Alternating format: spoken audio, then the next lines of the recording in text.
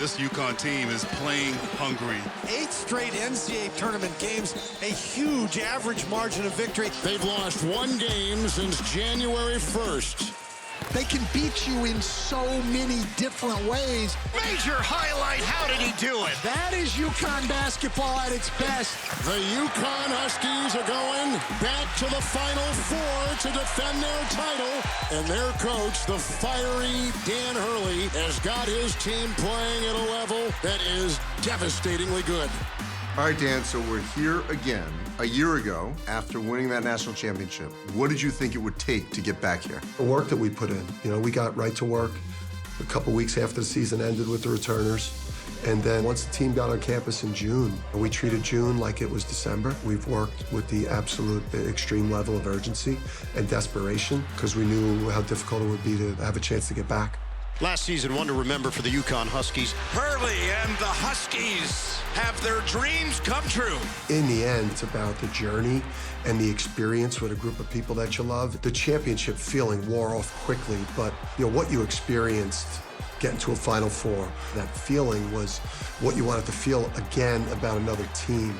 And that's what kind of made all the work worth it. Really interesting to watch how different players have come in, but still that same championship standard that Dan Hurley wants from his team.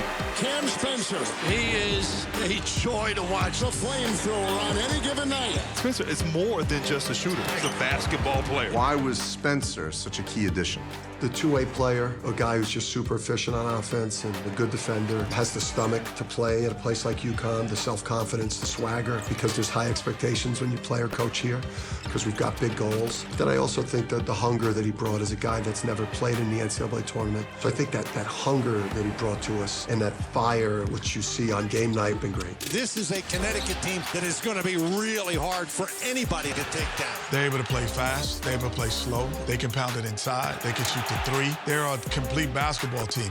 We talked about the way in which you guys have beaten teams, and you've beaten them. What an impressive performance by UConn. The largest margin of victory in the Sweet 16 since 2017. Where does that come from, where you get that little lead, and then it grows, and you put a team away? You know, it's a commitment to both ends of the court. You know, when you have the #1 offense in the country in terms of efficiency, and you're also a top 5 defensive team, and you have a disciplined team that's humble, and it's about UConn basketball, it puts you in a position to be great. We go into these games, I think, looking at it possession by possession, do all the right things at both ends of the court, and then eventually that kind of stacks up, and we've been able to kind of break teams down. The Alabama Crimson Tide will roll into the Final Four.